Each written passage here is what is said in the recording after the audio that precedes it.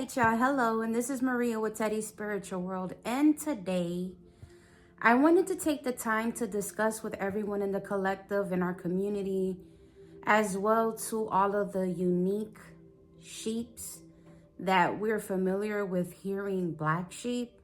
I want to discuss to all the individuals here that are unique within our community and in the collectives that have a big heart. And despite everything, it always feels like there's always a lot going on with individuals internally, not just with the unique sheep within our family, within our health department, within, our education system. And, there's the list can go on and on and on, in our schools. And there's always someone that always appears to just be going through just a little bit more than the other person. So the reason for this video, please bear with me. I ask everybody, yes, when I talk, it could be a little lengthy. And yes, at times I can ramble a little bit and kind of lose topic because it's like I'll jump to the next. However, I always come back with the message on what it is that I was trying to say. So this video that I'm doing today is going to cover, and excuse me if I stumble over my words sometimes. One, why is prayer important? We're going to start there. From why is prayer important, we're going to also go into why does setting intentions make a difference with how we receive that resource back to us. And then we're all gonna finish with how does my story challenge your perspective, and then what can you do to help become the change for others. That's what we're pretty much going to talk about in this video. And in the event that this video does not resonate with you, that is completely fine. It might not be your season at this time to hear the message that I have for today. The main reason why I wanted to record this video is because I want everybody to know how is prayer important. At the beginning of time, you hear, well, you should pray about it. And we really don't understand how prayer is truly going to work when we're having issues with our finance, when we're having issues with our home or the new home we're trying to receive, when we're having issues with not meeting the right relationship, not having the right group of friends, not understanding why when everything is said and done, it always seems that we're always having bad luck in certain situations. So today I want to talk about the health situation that we have going on now. Why is healing such a challenge? And if you've made it to this part of the video, thank you for being patient with me. Why is healing such a challenge?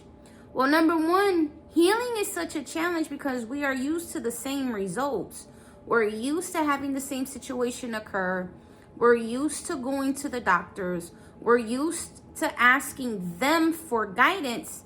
And yet, it seems in certain situations that it just doesn't rectify. My name's Maria, and I am going to be honest with you. I have had more than 13 surgeries. And some surgeries took years before a medical provider or a medical surgeon or anyone within the study of medicine could even relate or be empathetic with some of the situations that I was having. Another thing that we're going to go over is even though one doctor says no, and the other doctor says no, you can go to 10 different doctors. You have to be responsible to continue to follow up on your care. The second thing that I want to go over is we are not always provided the answer to what's going on, which I previously mentioned, and that's okay. But my question to you is, did you go within and ask yourself, what is going on? Why does this situation keep happening? Why aren't the doctors listening to me? See, when you're asking yourself these questions, Now you can pray about it, right? Because number one, we're sitting in that energy. We're sitting with ourselves. We're not going to somebody else and being, hey, listen, this is going on with me. Can you take care of it? No, the first step is to sit with yourself, right? You got to ask yourself, why am I going through these situations? What is the lesson that I'm needing to learn here? You got to be accountable for how you're feeling. You have to be accountable for what it is that you're feeling. When we become accustomed to being judged and misunderstood for how we truly may feel, healing may challenge because we are not going within and asking our God, our angels, our spiritual guides, however this resonates with you. We're not really asking them what is going on. See, you have to go within yourself first to connect and then say, why is this happening to me? Then the next question, once you have your answer, you'll hear you need to change your diet. You'll hear you're going through this because you're needing to walk out or go outdoor more. If it's physical pains, if you're having certain situations, maybe you have a situation that you're carrying too much stress and you're having pain in your neck, or you're having pain in your hip, or you're having certain things, you'll be led to certain resources and sources that might come on your timeline, that might come from the prayer that you sent out. You might have somebody come across your way, a random stranger, and you'll hear a conversation amongst someone else, them too. You'll be at the right place at the right time to get the answer to the question that you are seeking. So the reason why prayer is so important is because, one, you have to set the intention for what it is that you're needing. That's the first step. 2, why does setting and take intentions make such a difference on what we receive back? Well, the reason why it makes such a difference on how we receive it is because if you're just saying, okay, I need to go to the doctor to get help, right? You say this. Yes, you do. But what happens when you're not giving a specific intention on why you're going to the doctor? Well, one, you're just going to get a general reason of what's going on with you, right? So that's the one thing that we can kind of end up becoming a little repetitive, because it's like no one knows what's going on with you. A lot of people don't understand what's going on with you at that moment, or some people, I know in my situation, there's been a lot of doctors that could not understand what was going on with me. For instance, lysis of adhesions. I want to educate you all on lysis of adhesions.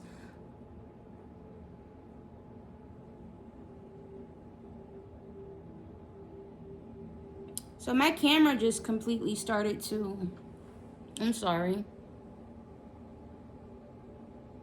I'm just going to let it do what it do. So lysis of adhesions. If you see this aura chart, which is a great thing because it energetically displays what's going on. It's by Cassandra Eason. It says an introduction to energy fields. So lysis of adhesions, right? Lysis of adhesions, again, I say this 3 times because I really went through a lot with understanding the body and how lysis of adhesions work. Number 1, when it came to my situation, doctors could not understand why I was in so much pain. It got to the point where I was being told while I was at the doctor's office, not just to me, but to my husband, it would be stated there's nothing wrong with her. They would do CT scans, they would do MRIs, they would do different types of medications, whether it was gastrointestinal. They would do so many things that would not take care of the pain. They would want to give you ibuprofen, give her tramadol, send her on her way. I went through this for 5 years. 5 years. I would have a menstrual cycle and it would throw me to the floor. And again, this video is going to be lengthy. Please bear with me. It would literally throw me to the floor. And I had one doctor who seen me at his clinic, and I was like, please, I'm telling you, I am in so much pain and you are not finding what's going on. He looked me and my husband dead in my face and he said, you know what? I think she needs psychiatric care. I'm being honest with you. I do not see what's wrong with her. And I understand that even though we're licensed, I'm not saying this because you don't care. The license is a medical study. So you are physically studying what is going on with me, right? Because every patient is different. And yet you cannot answer and tell me internally what's going on. How did that make me feel? It really broke my spirits. It broke me to the point where I was like, you know what? What's the use? I'm not going to be able to get rid of this pain. They're not going to be able to help me. Everyone's going to continue to think that I'm some lunatic or that I'm making it up or I'm pain pill popping and trying to seek opioids. No, I really wanted you to help me with my pain, right? I ended up hearing, maybe you should pray about it. Say what? I should do what? Maybe you should pray about it. You can't get rid of the pain. What else do you have to lose? You done did everything else. So I was like, you know what? I'm going to try this. I started to pray about the pain that I was having. I would say, you know what? I have a doctor's appointment that I'm going to. And I said, can you please wrap your wings around me? Heal me from head to toe. And align me to the right doctor that's going to understand what it is that I really have going on. I ended up getting in contact with my foster mom. That was what my gut told me. My gut said, call your foster mom. And because I'm a former foster kid. And I was like, what? Just call her. Okay. Mind you, I already said the prayer. I said, okay, let me call her. She asked me, hey, how's it going? And I was like, well, Mom, to be honest with you, I've had all of these situations transpire. And I started giving it to her. She knew I was going to medical doctors. She knew I was going to appointment after appointment. But I never really gave her the detail to what was going on. And see, that's very important. The detail that you share makes a world of difference. So I ended up telling her this. And she says, well, you know what, Maria? I know someone who may be able to help. The first doctor that she took me to, he did not care about me. It was the same. It's like Satan wanted to play a game with me. See, I said the prayer, but the next doctor that I went to gave me the same scenario. Like I was crazy, a lunatic. Except at that time, I wasn't married to my husband yet. I've had 3 to 5 surgeries for the adhesions. Bear with me because I'm going to get to the point. Anyway,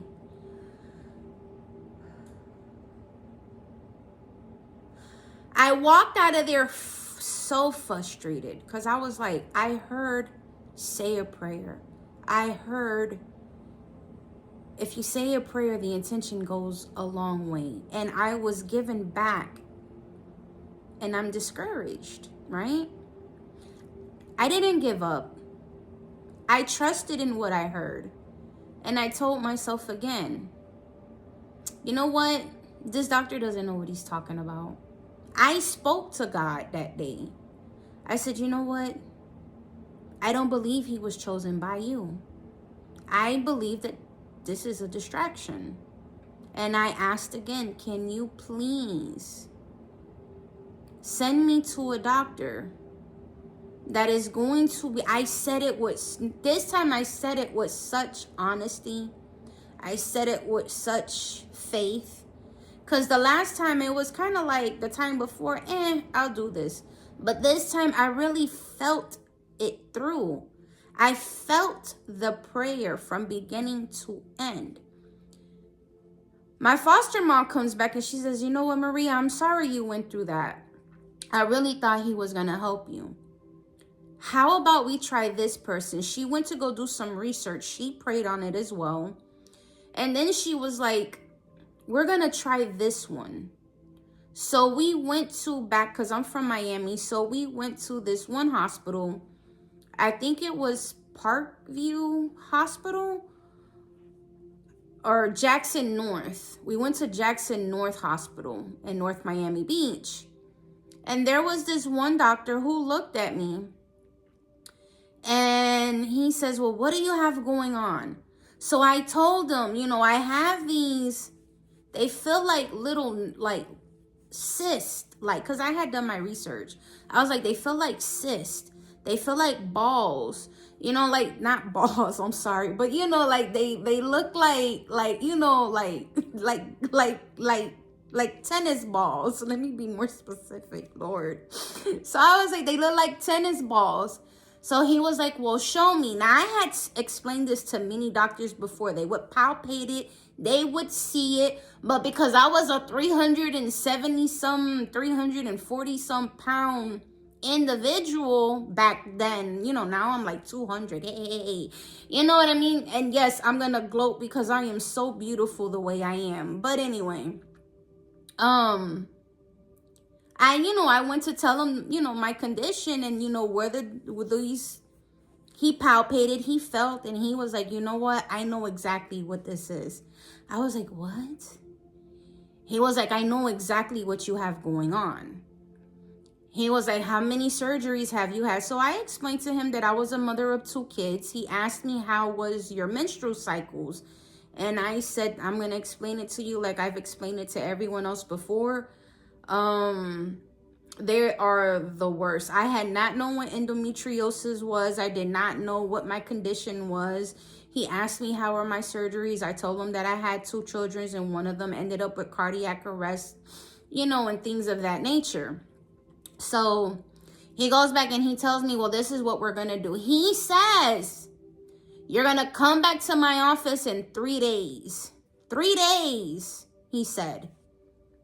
And he was like, I'm pretty sure from that day on, you're going to be okay. That day, that first surgery was called a myomectomy. That was when they went in to clean up some of the issues that I had going on and remove some of the tumor endometriosis. Some people know of them as lipomas, but they're kind of different. They're endometrioma tumors. They were able to go in and to remove the endometrioma tumors. And I'm going to be honest with you. The recovery time was dramatic. And it was discouraging because I went from having so much pain to having to go through this recovery at that moment. And then it was like, you know what? I'm going to just see, you know, how it goes after. One of the things that I want everyone to know is when you pray about what it is that you're seeking, you are anointed. That resource is coming back to you because God has already placed his wings around you, understood that you are praying inwardly to them, and understands that you are serious now. Not that we don't want the change, but we're being vulnerable and surrendering. That's the key point. We are surrendering. And like the auras, our energy fields, the energy that's within us, because in my opinion, we're spiritual beings living inside and having a temporary physical experience. Your energy fields is going to magnetize. And now you're being connected to what it is that you are truly seeking. So I was like, you know what? I gave gratitude that day. I gave gratitude and appreciation for the fact that not only did the prayer, because I went back after the surgery to realize that, you know, the prayer did somewhat help me. Had it increased my faith to where I am at this time?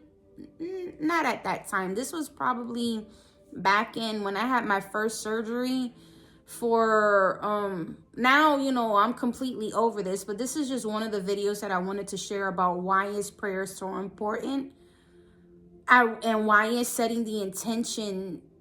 But you got to be specific.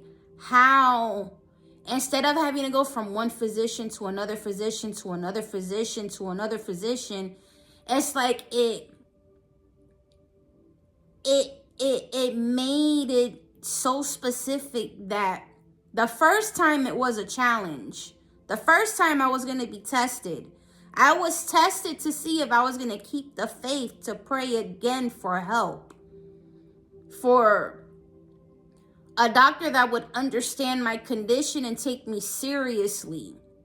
And then when I got to the doctor, I would have to take responsibility for what I was going through, not pointing a finger at every other doctor on what they didn't do, because you're kind of like, you're taking away from your visit. You're sounding like you're over dramatic. You're not giving them the sole details of what it is that you are needing. You have to go to them and tell them what exactly you are feeling. So the whole point of this video is for one, set the intention. Meaning pray about the situation that you have going on. That's one. Two, getting out of the survival mode of having to deal with that situation that way. You do not. God does not want you to suffer. He doesn't. You gotta get yourself out of that survival that I'm just gonna eat it up and go through it and deal with it. He does not want you to suffer. They want you to go to them inwardly.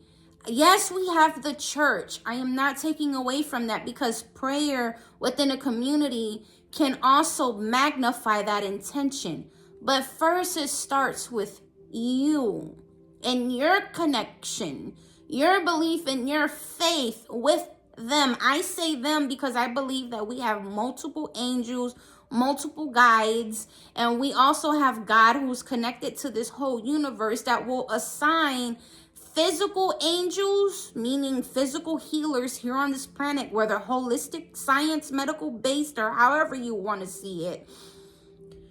And also who are other dimensions who respond back to those prayers. And then it's like everything like kind of like aligns together, and then you're able to, you're able to then like get everything that you're needing. Before we wrap up this video, the last thing that I wanted to talk about is solfeggio frequencies. How do you get into that healing phase? And like, you know, because sometimes we're weighted when we're sad, we're depressed. Sometimes we can be stopping the from receiving the prayer from being answered, because it's like a scale, right? Sometimes the negativity towards the situation kind of weighs more than the situation that's at hand. So one of the things that I want to talk about before we wrap up this this video and why prayer is so important is understanding solfeggio frequencies.